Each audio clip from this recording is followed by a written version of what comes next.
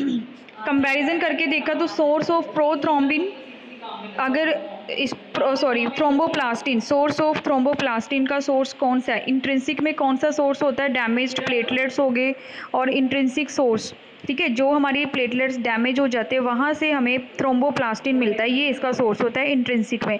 Extrinsic में जो damage tissue होते हैं वो एक्सट्रिंसिक का सोर्स होता है, किसका सोर्स? थ्रोम्बोप्लास्टिन, वहाँ से मिलता है। ओके, तो ये कंपैरिजन करके देखा हुआ है दोनों पाथवे में कि कौन सा सोर्स कहाँ से मिल रहा है। जो इंट्रिंसिक है वहाँ जो ये थ्रोम्बोप्लास्टिन है वो डैमेज प्लेटलेट से मिल रहा है और डैमेज टिश्यू से एक्सट्रिंसिक में मिल रहा है। ओके, तो रोल ऑफ फैक्टर 7 फैक्टर का जो रोल है इंट्रिंसिक पाथवे में है, वहाँ पे कोई रिक्वायर्ड नहीं है। वहाँ पे देख लो आप, इंट्रिंसिक पाथवे में देख लो 7 जो है अपना फैक्टर वो कहीं पे भी नहीं दिख रहा आप लोगों को, लेकिन जो एक्सट्रिंसिक पाथवे होगा वहाँ पे जो फैक्टर 7 है वो दिख रहा है आप लोगों को। ठीक है, तो ये कंपैरिजन हो गया। सेकंड, नंबर ऑफ रिएक्शंस जो हैं वो इंट्रिंसिक पाथवे में ज़्यादा है, दिख रही है आप लोगों को as comparative to extrinsic pathway. ठीक है, तो टाइम जो होता है वो इंट्रिंसिक का थोड़ी टाइम में ही हो जाता है, इंट्रिंसिक वाला जो पाथवे है जल्दी हो जाता है, और जो कह लो कि सॉरी जो इंट्रिंसिक पाथ है वो थोड़ा टाइम ज़्यादा लेता है, एक्सट्रिंसिक पाथवे थोड़ा सा कम लेता है। ये जो 3 स्टेजेस बताई थी ना, प्रोथ्रोम्बिन एक्टिवेटर, देन प्रोथ्रोम्बिन जो होता है थ्रोम्बिन में मतलब कन्वर्ट होता है, देन फिब्रिनोजन इनटू फिब्रिन में कन्वर्ट होता है।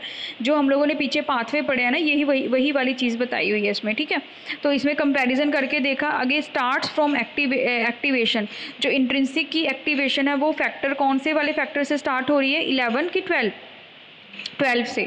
ठीक है, जो फैक्टर 12 है वहाँ से उसकी स्टार्ट हो रही है इंट्रिंसिक फैक्टर की। ये देखो स्टार्टिंग इंट्रिंसिक फैक्टर का देखो ऊपर, सबसे पहले जो ऊपर कौन सा फैक्टर है? 12 फैक्टर, 12वें फैक्टर से इसकी स्टार्टिंग हो रही है। और जो एक्सट्रिंसिक फैक्टर है उसकी स्टार्टिंग किससे हो रही है? 7 फैक्टर से। ओके, तो ये थोड़ी सी आप लोगों ने डिफरेंस आप लोगों ने कर लेना है। अब आता है नेक्स्ट, देखो जब क्लोटिंग हो जाती है, क्लोटिंग होने के बाद क्या होता है? जब क्लोट होता है तो हमारे ये बीच में रेड रेड कलर के क्या होते हैं? Blood cells. ओके, तो जब क्लोट हो जाता है तो वो एक थिन फिब्रिल का एक जाला सा जैसे बनता है ना, वो बना देता है, ऊपर अपनी लेयर बना देता है इस तरह से। ठीक है, जब क्लोटिंग होती है फिब्रिन की लेयर होती है, फिब्रिल्स की। तो ये जो फिब्रिल्स होती है ये किसकी बनी होती है? फिब्रिन की। ओके, जब लास्ट में पाथवे बनता है तो लास्ट में क्या बनता है? फिब्रिन बनता है ना। लास्ट तीनों स्टेजेस में देखो कन्वर्जन लास्ट में क्या लिखी हुई है? फिब्रिनोजन से फिब्रिन बन रहा है। तो वही वाला फिब्रिन जो होता है वो लास्ट में क्या करता है? ब्लड के ऊपर एक फिब्रिल की जैसे थ्रेड लाइक स्ट्रक्चर बना लेता है, जैसे गुच्छा सा कोई, उस टाइम वहाँ पे उसको कवर कर देता है। उस टाइम पे जब ये कवर कर देता है तो क्या हो जाती है? क्लोटिंग। ओके, तो जो इन्होंने अब अलग अलग फैक्टर्स हैं, जितने भी फैक्टर 1, फैक्टर 2, फैक्टर 3, उनका क्या रोल है? सबसे पहले जो फैक्टर 1 होता है वो क्या करता है? 3 पॉलीपेप्टाइड चेन्स इसमें होती हैं, कौन कौन सी? Alpha, beta and gamma. Fibrinogen को फिब्रिन में कन्वर्ट करना with the help of prothrombin, सबसे पहले ये वाला फैक्टर ये हेल्प करता है करने में। ठीक है, फिब्रिन फॉर्म करता है एक mesh around the wound leading blood clot. जो फिब्रिन होता है वो कहते हैं एक मैश की तरह, जैसे वाउंड हमें जख्म हुआ है वहाँ उसके ऊपर एक मैश मतलब एक थ्रेड से मतलब बना देता है ऊपर। थ्रेड से नहीं कह सकते, जैसे क्लोटिंग हो जाती है ना ब्लड की, उस टाइप की वो बना देता है। ठीक है, तो ये अगर ना हो, अगर हमारे अंदर फैक्टर 1 ना हो तो कौन कौन सी डिसऑर्डर्स जो होते हैं हमें देखने को मिल सकते हैं। ठीक है, ये डिसऑर्डर्स के नाम दिए हुए हैं, हाइपर फिब्रोजीनिया, हाइपोफिब्रोजीनिया और अफिब्रोजीनिया जीनीमा। ठीक है, अगर ज़्यादा हो जाए, कम हो जाए और या फिर हो ही ना, ये 3 स्टेजेस होती हैं, डिसऑर्डर होते हैं अगर ये फैक्टर 1 जो है हमारे अंदर ना हो तो। फैक्टर 2 है जो प्रोथ्रोम्बिन, फैक्टर 2 जो होता है वो विटामिन के डिपेंडेंट होता है, सिराइन प्रोटीएज। ओके, ये क्या काम करता है? प्रोथ्रोम्बिन को थ्रोम्बिन में कन्वर्ट करने का काम करता है। ओके, और सोलुबल फिब्रिनोजन को इनसोलुबल फिब्रिन में कन्वर्ट करने का काम करता है factor 2 with the help of thrombin. ठीक है, तो ये जो एक्टिवेट होते हैं ये मतलब जो एक्टिवेट करता है कौन कौन से फैक्टर को? जो फैक्टर 2 होता है वो कौन कौन से फैक्टर को एक्टिवेट करता है? Factor 5, factor 8, factor 11 and factor 13। Okay, ये वाले फैक्टर्स को एक्टिवेट करने का काम भी करता है फैक्टर 2। उसके बाद इन्होंने अलग अलग बताई हैं बच्चे नीचे कि thrombin along with thrombomodulin present on endothelial cell surface form a complex that convert protein C to activate from protein C. Okay, patient suffer from जो ये होता है डिसीज़ का नाम है, इसमें भी वो क्या करता है अगर ये ज़्यादा या कम हो जाए तो the gene for thrombin is located on the 11th chromosome. हमारा जो 23 क्रोमोसोम्स होते हैं ना हमारे अंदर, 23 फादर से मिलते हैं, 23 मदर से, 46 क्रोमोसोम्स। तो 46 क्रोमोसोम्स के जो 11th क्रोमोसोम है हमारा, वहाँ पे जो हमारा ये थ्रोम्बिन है ना फैक्टर, वहाँ पे प्रेजेंट होता है। ओके, तो उसके बाद आता है फैक्टर 3। फैक्टर 3 का नाम क्या है? थ्रोम्बोप्लास्टिन, या इसको टिश्यू फैक्टर भी बोलते हैं। ये क्या करता है, हमारे जो टिश्यू सेल्स होते हैं वहाँ पे मिलता है। सरफेस इसकी कहाँ क्या होती है, ग्लाइकोप्रोटीन की बनी होती है। This factor enables cells to initiate the blood coagulation cascade and it functions as the high affinity receptor for the coagulation factor 7। Okay, कहते हैं 7th फैक्टर को इनिशिएट करने में, मतलब स्टार्ट करने में हेल्प करता है ये। ओके, देन उसके बाद एक्ट एज अ को फैक्टर इन द फैक्टर। ठीक है, कहते हैं कि जितने भी ये फैक्टर्स हैं ना, इसको एक्टिवेट करने में भी हेल्प करता है। और जो हमारे क्रोमोसोम फर्स्ट क्रोमोसोम होता है उसमें ये वहाँ पे ये मतलब देखा गया है। Okay, the gene for tissue factor is located on the first chromosome, जो हमारा होता है वहाँ पे फैक्टर 3 जो होता है वहाँ पे लोकेटेड, मतलब इसकी लोकेशन वहाँ पे होती है। फैक्टर 4 है जो calcium ions are essential in low concentration for normal blood coagulation. कहते हैं कि ब्लड कोगुलेशन नॉर्मल जो हमारी होनी है उसमें हमारे लिए असेंशियल्स क्या होते हैं, कैल्शियम आइंस। कैल्शियम आयन की ज़रूरत वहाँ पे पड़ती है, इसीलिए इस फैक्टर का नाम क्या है, कैल्शियम। ओके, तो फैक्टर 4 क्या है, calcium. Binding of coagulation factor complexes to phospholipid, इसकी जो बाइंडिंग होती है को फैक्टर की with the help of phospholipid जो हमारी सेल्स में प्रेजेंट होते हैं। एक्ट एज अ को factor in the coagulation process, को फैक्टर की तरह काम करता है एक तरह का, कि जैसे को फैक्टर जब इसके आगे को लग गया यानी कि किसी फैक्टर के साथ मिलके काम करता है। Essential for information of intrinsic and extrinsic thromboplastin, intrinsic pathway और एक्सट्रिंसिक पाथवे में थ्रोम्बोप्लास्टिन की जो फॉर्मेशन करने में हेल्प करता है। Conversion of prothrombin to thrombin, prothrombin से थ्रोम्बिन में कन्वर्ट करने के लिए वहाँ पे भी हेल्प करता है। No evidence that coagulation disorder results from physiological reduction in ionized calcium. कहते हैं कि इसका कोई पर्टिकुलर ये चीज़ नहीं हमें पता चली अभी तक कि कितने परसेंट ये हमारी बॉडी में प्रेजेंट होता है, लेकिन प्रेजेंट होना चाहिए, अदरवाइज डिसऑर्डर काफ़ी ज़्यादा हमें फेस करने पड़ सकते हैं। देन आता है फैक्टर 5।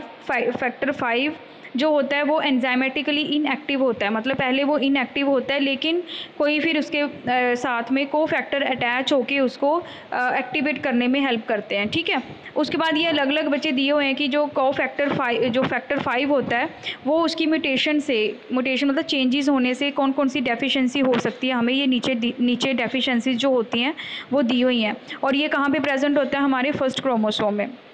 देन नेक्स्ट फैक्टर आ गया, ये भी इसके बारे में बताया हुआ है कि ये क्या क्या करता है। ठीक है, ये भी आप लोगों ने पढ़ लेने हैं, आसान सा ही है, इसमें कुछ ज़्यादा टफ तो है नहीं है।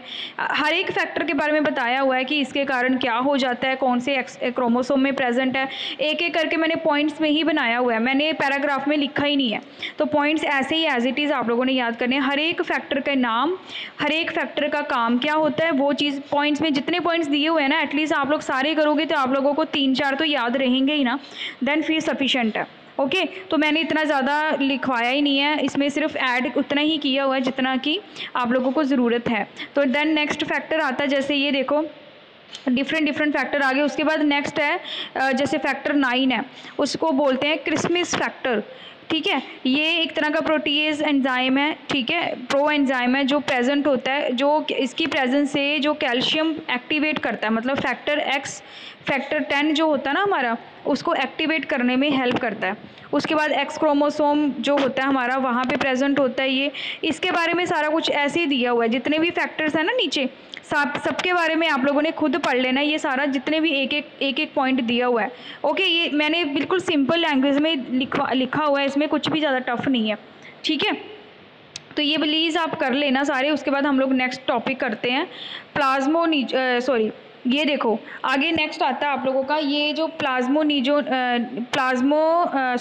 प्लाज्मिनोजन होते हैं जो, ये क्या होते हैं? हर एक फैक्टर के पढ़ने के बाद अब नेक्स्ट आता है पॉइंट आपका plasminogen. Plasminogen is a glycoprotein which circulate as proenzyme. जो प्रो एंजाइम को सर्कुलेट करने में, मतलब प्रो एंजाइम्स का काम क्या होता है? सबसे पहले स्टार्टिंग हमारी प्रो एंजाइम से हुई है ना, तो प्रो एंजाइम को सारे ब्लड स्ट्रीम में लेके जाना, जहाँ जहाँ पे भी नीड होती है वहाँ पे उसको सर्कुलेट करने में हेल्प करती है। और एक तरह की क्या होती है ये glycoprotein? It is converted to plasmin by tissue plasminogen activated in the presence of a fibrin clot. ठीक है, ये प्लाज्मिन में कन्वर्ट हो जाती है बाद में, प्लाज्मिनोजन से प्लाज्मिन में कन्वर्ट हो जाती है। सारा का सारा काम कहाँ पे होता है? हमारे टिश्यू में। ठीक है, एंड देन क्लोटिंग होती है। Dissolve the fibrin of blood clots. Fibrin क्या करता है? डिजोल्व हो जाता है अच्छे से, एंड देन ब्लड क्लोट होता है। Wound healing and the maintenance of liver hemostasis. जब देन उसके बाद वाउंड हीलिंग होती है, वाउंड अच्छे से हील हो जाता है, अच्छे से जख्म आ जाता है ऊपर, और इसी वजह से हमारी जो लीवर हीमोस्टैसिस होती है, अगर ज़्यादा ब्लीडिंग हो जाए तो क्या होएगा? हमारे अंदर लीवर तक की प्रॉब्लम हो जाती है, लीवर हीमोस्टैसिस हो जाती है। तो उसको मेंटेन करने के लिए जो प्लाज्मिनोजन होता है वो हमें हेल्प करता है ब्लड क्लोट करने में। ओके, देन कैलीकेरेटिन, ये भी एक तरह का सिराइन प्रोटीएज एंजाइम ही होता है जो इनएक्टिवेट करता है। ठीक है, इनएक्टिवेट किसको करने में? इनएक्टिव फॉर्म कॉल्ड, जो इनएक्टिव फॉर्म होती है इसकी प्री कैरेटिन होती है, और जब एक्टिव होने के तो कैरेटिन जो होता है फैक्टर 12 वो उसको हेल्प करता है, मतलब जब ये एक्टिव फॉर्म में हो जाती है तो। ठीक है, तो ये भी एक तरह का एंजाइम है। देन हाई मॉलिक्यूलर वेट किनिनोजन, ये भी एक तरह का फैक्टर है, फैक्टर नहीं जो मतलब हेल्प करता है क्लोटिंग करने में। ऊपर तो फैक्टर आप लोगों को दिए हैं ना, लेकिन जो ये नीचे जो डेफिनेशंस दी है ना, ये भी आप लोगों ने साथ में पढ़नी है, क्योंकि ये भी जब ये क्लोटिंग फैक्टर अपना काम करते हैं ना, तो उस टाइम पे ये भी अपना काम करते हैं उसको क्लोट करने में। ठीक है, तो ये भी एक तरह का फैक्टर है। Is also called as a Williams Fitzgerald Flaujeac factor. ठीक है, तो ये भी एक तरह का फैक्टर है जो इट इज़ एंजाइमेटिकली इनएक्टिव होता है पहले तो, बट जब इसके साथ कोई फैक्टर जब मिलके काम करते हैं तो ये एक्टिव हो जाता है। और कौन से वाले फैक्टर को एक्टिव करता है? फैक्टर 12 को। Okay, then inhibitors. अब देखो, अब इनहिबिटर्स का क्या रोल है? इनहिबिटर्स होते हैं जो रोकने का काम करते हैं, कहीं ना कहीं रुकावट करते हैं। अब जैसे ब्लीडिंग हो रही है तो ब्लीडिंग होती जाएगी, फैक्टर्स तो क्लोट करने में काम करेंगे ही, उसको जख्म देने में ऊपर से है ना काम करेंगे, बट इनहिबिटर्स का काम क्या होता है? ब्लीडिंग को रोकना। तो इनका भी एक इम्पॉर्टेंट रोल है हमारे ब्लड क्लोटिंग में, ब्लड कोकुलेशन में। ठीक है, तो इनहिबिटर्स कौन कौन से हैं? एंटी थ्रोम्बिन थर्ड, या इसको एंटी थ्रोम्बिन भी बोलते हैं। फैक्टर 3 है जो नेचुरल इनहिबिटर होता है of the activated serine proteases of the coagulation system. कहते हैं कि ये जो